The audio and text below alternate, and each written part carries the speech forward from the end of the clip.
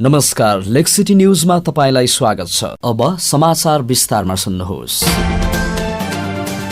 सत्ता गठबन्धन सरकारले बिहिबार साँझ न्यूनतम साझा कार्यक्रम सार्वजनिक गरेको छ। यसअघि प्रधानमन्त्री पुष्पकमल दाहाल प्रचण्ड नेतृत्व सरकारको दोस्रो पटक न्यूनतम साझा कार्यक्रम हो। गठबन्धन सरकारले न्यूनतम साझा कार्यक्रममा संविधानको रक्षा र आवश्यकता अनुसार परिमार्जन गर्ने, संघीय लोकतान्त्रिक गणतन्त्रको सुदृढीकरण र संघीयता कार्यान्वयन, राष्ट्रिय अर्थतन्त्र सुधार लगायतलाई प्राथमिकता दिएको छ।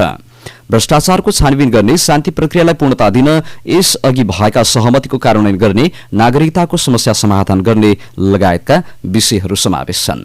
यसअघि एमाले र माओवादी केन्द्र नेतृत्वको गठबन्धनका तर्फबाट साझा कार्यक्रम ल्याइएको थियो। उक्त गठबन्धनमा 7 दल रहेका थिए। प्रधानमन्त्री पुष्पकमल दाहाल प्रचण्डले सरकारले ल्याएको न्यूनतम साझा कार्यक्रम राष्ट्रिय सहमतिको भएको दावी गरेका छन्।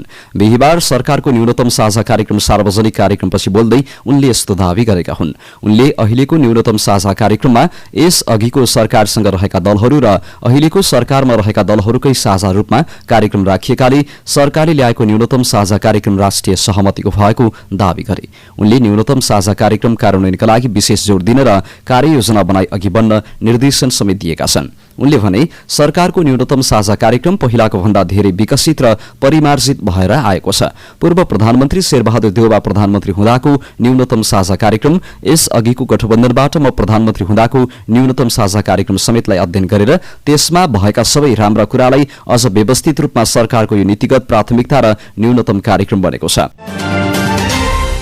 सरकारले पूर्णता पाएको 6 महिनाभित्र नागरिकता विधेयक पारित गर्ने बताएको छ। बिहिबार सार्वजनिक गरिएको सरकारको न्यूनतम साझा कार्यक्रममा कुनै पनि नागरिकलाई नागरिकता विहीन नरहने गरी विधेयक पारित गर्ने उल्लेख छ। सरकारकी प्रवक्ता समेत रहेकी संचार तथा सूचना मन्त्री रेखा शर्माले प्रधानमन्त्री सहित गठबन्धनका शीर्ष नेता समक्ष नीति कार्यक्रम प्रस्तुत गर्दै नागरिकता विधेयक पारित हुने भाका सुनाएकी हुन्। विदेशमा रहेका नेपालीहरूले मतदान गर्न पाउने गरी निर्वाचन ऐन बनाउने बताइएको छ। राजस्वको दायरा बढाउन अनौपचारिक क्षेत्रलाई पनि समेटिने उनले बताएका छन्। यसैगरी किसानलाई पेन्सन दिने लगायतका कार्यक्रम पनि समेटिएको छ। सरकारको न्यूनतम साझा कार्यक्रममा आर्थिक अवस्था सुधार, संक्रमणकालीन न्यायका प्रक्रियालाई पूर्णताका साथै जनजीविका, कृषि, पर्यटन र ऊर्जा क्षेत्रलाई प्राथमिकतामा राखिएको छ। बिहिबार बिहान बालुवाटारमा बसेको गठबन्धनको बैठकले सरकारको न्यूनतम साझा नीति तथा कार्यक्रममा सैद्धान्तिक र नीतिगत सहमति जुटाएको थियो। प्रधानमन्त्री पुष्पकमल दाहाल प्रचण्डले नियम विपरीत काम गरेका सहकारीलाई तत्काल नियन्त्रण गर्न नियामक निकायलाई निर्देशन दिएका छन्। बिहिबार राष्ट्रिय सहकारी महासंघले आयोजना गरेको राष्ट्रिय सहकारी महासम्मेलनलाई सम्बोधन गर्दै प्रधानमन्त्री दाहालले यस्तो निर्देशन दिएका हुन्। उनले सहकारी प्रतिको नागरिकमा विश्वास टुट्न नदिनु अहिलेको प्रमुख आवश्यकता रहेको बताएका छन्। प्रचण्डले ऐन कानून र सहकारी सिद्धान्त मूल्य मान्यता अनुसार सञ्चालन गर्दा समस्यामा परेका सहकारीको समस्या समाधानमा सरकारले आवश्यक सहजीकरण गर्ने प्रतिबद्धता जनाए। वैशाख 10 गते हुने उपनिर्वाचनका लागि शुक्रबारदेखि आचार संहिता लागू हुने भएको छ। आचार संहिता निर्वाचन सम्पन्न नभएसम्मका लागि लागू हुने भएको हो। आचार संहिता चितवन, बारा र तनहुँ जिल्लाभर विभिन्न व्यक्ति, निकाय तथा अधिकारीलाई लागू हुने निर्वाचन आयोगले जनाएको छ। आगामी वैशाख 10 गते चितवन 2, बारा 2 र तनहुँ 1 मा उपनिर्वाचन हुँदैछ।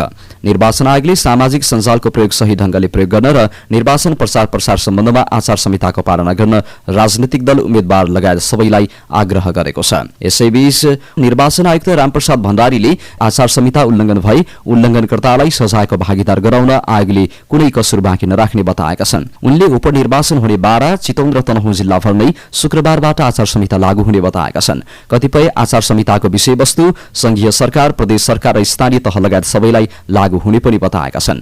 निर्वाचन आयुक्त भण्डारीले निर्वाचन आचार संहिता कडाईका साथ कार्यान्वयन गर्न सम्बन्धित पक्षहरूलाई निर्देशन दिइसकेको बताएका छन्।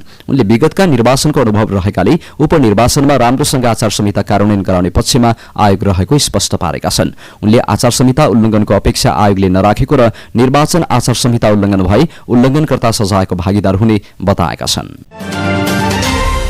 नेकपा एमालेका सांसद रघुजी पन्तले सरकारका 100 दिन उपलब्धिविहीन रहेको बताएका छन्। बिहिबार बसेको प्रतिनिधि सभाको बैठकमा विशेष समय लिएर बोल्दै उनले यस्तो बताएका हुन्। उनले सरकार गठन भएको 100 दिन पुगेको अवसरमा गोरखापत्रमा 2 पेज कामहरू सार्वजनिक गरेको तर त्यसमा कुनै पनि कुरा महत्त्वपूर्ण नपाएको बताए। उनले सरकारका 100 दिनका प्राथमिकतामा किसानहरूका समस्या, आर्थिक अवस्थाका समस्याहरू नपरेको बताए। उनले 100 दिनसम्म मन्त्री परिषद समेत गठन गर्न नसक्ने सरकारसँग जनताले कुनै आशा राख्न नसक्ने बताए। उनले सरकार कार्यहीन, विचारहीन रहेको आरोप लगाएका छन्। उनले भने सरकार गठन भएको 100 दिन पुगेछ।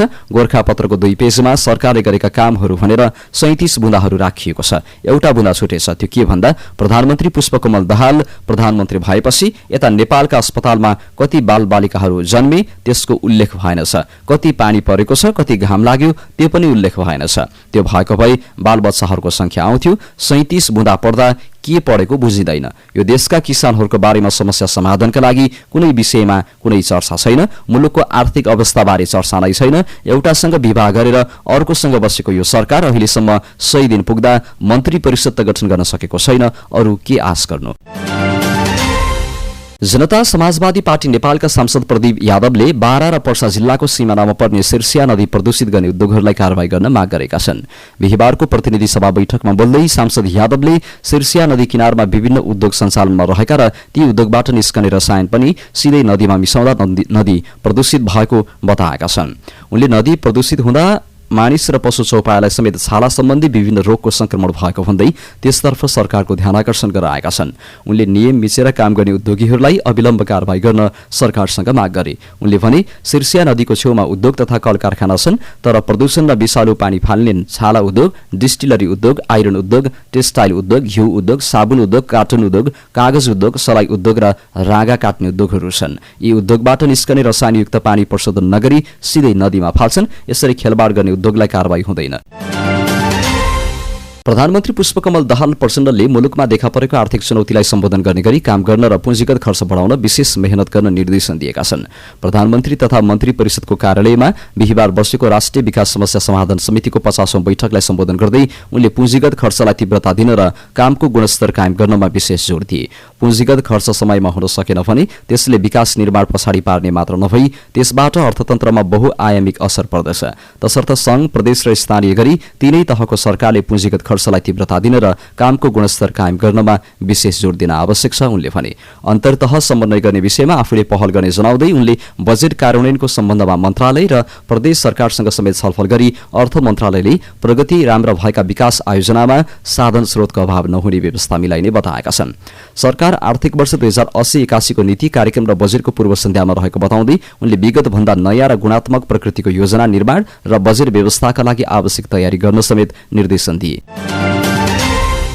राष्ट्रिय प्रजातन्त्र पार्टीका सांसद दीपक बहादुर सिंहले विदेशबाट अङ्गभङ्ग भएर फर्किएका नेपालीहरूका लागि सरकारले कुनै काम गर्न नसकेको बताएका छन्।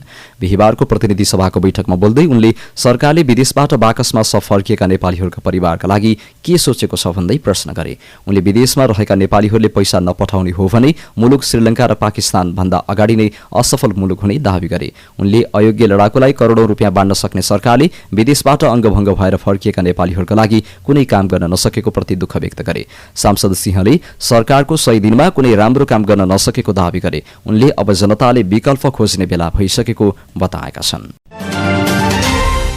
अर्थमन्त्री डाक्टर प्रकाश शरण महतले अर्थतन्त्रलाई सुदृढ बनाउन आफूले पहिलो प्राथमिकता दिने जानकारी दिएका छन्।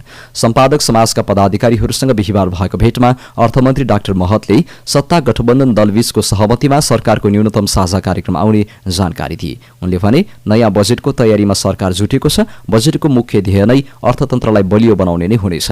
समाजका पदाधिकारीले अर्थमन्त्री डाक्टर महतलाई भेट गरी बधाई एवं सफल कार्यकालको शुभकामना दिएका थिए। सो अवसरमा समाजका संरक्षक किरण वैद्य, पुरू रिसाल, वरिष्ठ उपाध्यक्ष पुष्पराज प्रधान, महासचिव श्यामकाजी डोटेल, सचिव नारायण उपाध्याय, सदस्य विष्णु प्रसाद नेपाल र माधव दुलालको सहभागिता रहेको थियो। पछिल्लो 24 घण्टामा 84 जनामा कोरोना भाइरसको संक्रमण पुष्टि भएको छ। स्वास्थ्य मन्त्रालयका अनुसार बिहिबार 1402 नमूना परीक्षण गरिएकोमा 272 पीसीआर परीक्षणमा 63 जना र 1130 जनाको एन्टिजेन परीक्षण गर्दा 22 जना गरी 84 जनामा कोरोना संक्रमण पुष्टि भएको हो। यस्तै कोरोना भाइरसको सक्रिय संक्रमितको संख्या 358 पुगेको छ। काठमाडौँ उपत्यकामा 19 जना कोरोना संक्रमित देखा परेका छन्। मन्त्रालयका अनुसार हाल संस्थागत आइसोलेसनमा 17 जना छन् भने आइसियुमा 4 जना र भेन्टिलेटरमा 1 जना कोरोनाका बिरामी उपचाररत छन्। यस्तै 27 जना कोरोना संक्रमण मुक्त भएर घर फर्किएका छन्। यसअघि बुधबार मात्रै 98 जनामा कोरोना संक्रमण देखिएको थियो। नेकपा एमालेका अध्यक्ष केपी शर्मा ओलीले सत्ता गठबन्धनले सभामुख विरुद्ध महाभियोग प्रस्ताव ल्याउन सक्ने बताएका छन्। बिहिबार पार्टी निकट पेशागत महासंघको कार्यक्रममा उनले कुनै दिन सभामुख विरुद्ध पनि महाभियोग ल्याउन बेर नलगाउने टिप्पणी गरेका हुन्। राष्ट्रपतिज्यूलाई महाभियोग लगाउन खोजेका थिए, धेरैपल्ट पार लागेन। उनले भने अहिलेका सभामुखलाई कुन दिन ल्याउन बेर लगाउँदैनन्, किनकि 25% पुगिहाल्छ, यिनीहरूसँग त बहुमत छँदैछ। महाभियोग ल्याउन पनि बेर लगाउँदैनन्। लाज शरम भन्ने छैन, के गर्नुहुन्छ के गर्नुहुन्न भन्ने कुनै सीमा छैन। प्रतिनिधि सभामा 25% सांसदले सभामुखले पद अनुसार आचरण नगरेको भनी प्रस्ताव पेश गर्न सकिने व्यवस्था प्रतिनिधि सभा नियमावलीमा छ। ओलीले सत्ता गठबन्धनले सभामुख विरुद्ध यही प्रस्ताव ल्याउन सक्ने आशंका गरेका हुन्। अहिलेकै गठबन्धनले प्रधान न्यायाधीश चोरेन्द्र शमशेर जबरा विरुद्ध पनि महाभियोग प्रस्ताव ल्याएर सर्वोच्च अदालतलाई लामो समय नेतृत्वविहीन बनाइएको ओलीले बताए। महाभियोग प्रस्ताव संसदमा दर्ता गरेर 6 महिनासम्म दराजमा थन्क्याएर राखेको पनि उनले बताएका छन्। माध्यमिक शिक्षा परीक्षा एसईई दिने 201 जना नक्कली परीक्षार्थीलाई मोरङ प्रहरीले पक्राउ गरेको छ। मोरङका 3वटा परीक्षा केन्द्रबाट अर्काको नाममा परीक्षा दिने 201 जनालाई प्रहरीले पक्राउ गरेको हो।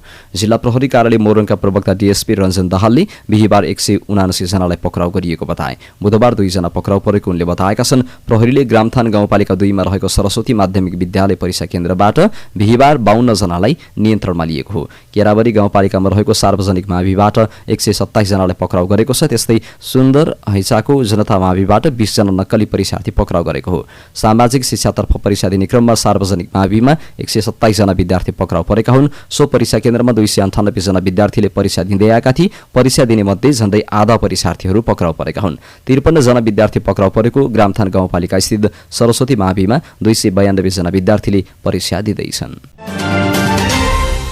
अब अन्तर्राष्ट्रिय खबर। पश्चिमा देशहरूको आलोचनाका बीच रुसले संयुक्त राष्ट्रसङ्घ सुरक्षा परिषदको अध्यक्षता गरेको छ।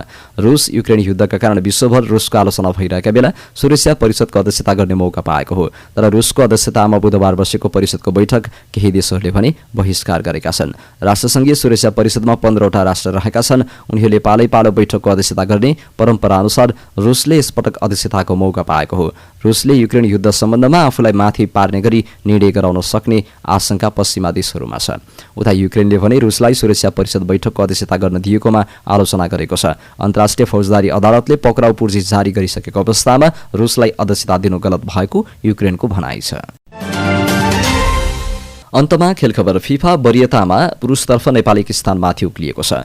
विश्व फुटबलको सर्वोच्च निकाय फिफाले बिहिबार निकालेको नयाँ वरियतामा नेपालले एक स्थान सुधार गर्दै 174औं स्थानमा उक्लिएको हो। यसअघि नेपाल 175औं स्थानमा रहेको थियो। केही दिनअघि सम्पन्न प्रधानमन्त्री कप 3 नेसन्स कपको उपाधि जितेपछि नेपालको वरियता एक स्थान सुधार भएको हो। 3 नेसन्स कपमा नेपालले लाओसलाई हराएको थियो भने भुटानसँग 1-1को बराबरी खेलेको थियो। लाओस विरुद्धको फाइनल खेल भने फिफा मितिभन्दा बाहिरको भएकाले औपचारिक मान्यता पाएको थिएन। लेग सिटी न्यूज अहिलेलाई यही सकिएको छ। ताजा समाचारको लागि हाम्रो च्यानल सब्स्क्राइब गर्न नभुल्नुहोला।